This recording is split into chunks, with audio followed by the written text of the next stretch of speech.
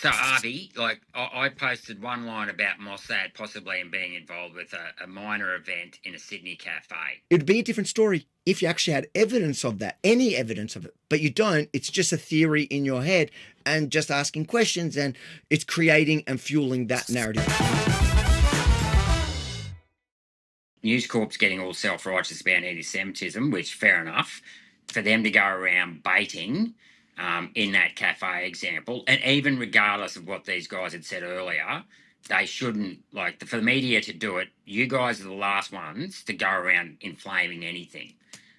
So I accept. They do it all the time, and it's not just in regards to this issue. So I accept that. I accept that it certainly wasn't executed well.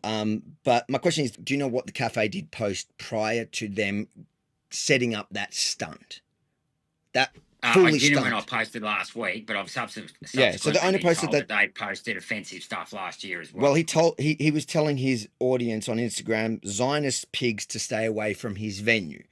So do you think the Mossad got him to write that, or to get the Daily Telegraph to go there and... Okay, so I don't think they would have got the Egyptian guy to write what they wrote. You agree that he would have done that on his own? And I don't know. Like, I mean, when I beg the question, you're right in the sense that I don't know, but I am begging the question. You're implying what you're saying, but you're not committing to what you're saying.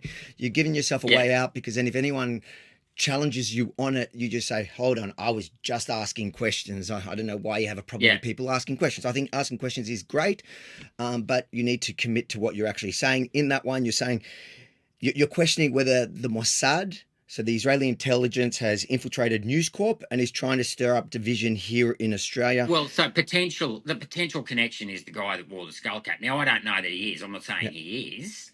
Right, but the point is that it wouldn't be hard. I mean, Mossad's the second biggest espionage agency in the world after the CIA, right? So if they wanted to get at these guys, they could do it. I mean, Mossad. Sure. I guess what would be in it for Mossad to target that cafe in that way and to get that? Because it would suit their narrative to inflame tensions. My question in this particular scenario, a cafe that told a certain part of the Australian community, you're not welcome in my shop because of who you are. So one of those people that were targeted by that decided, you know what, let's test your theory, and I'll invite the media to join me on that test. Doesn't that make much more sense than the Mossad getting involved in that? Look, that could be plausible, right? I just personally... Do you not think it's more plausible? I don't know, is the answer. I don't know. I mean, in the same clip that when Channel 9 posted it, that guy was also calling for respect for each other, right? So let's say it was a shop that had posted online saying, no white colonizers allowed in here. You know, the same thing that they call Israelis. If then an Aussie wrapped in an Aussie flag went in there to test it, would you think it was an intelligence operation? Well... Or would you just think it's an outraged Aussie? Probably an outraged Aussie. If you enjoyed this snippet from my nearly 2-hour showdown with Senator Rennick, make sure to smash the like, drop a comment, and share the video far and wide. But don't stop there.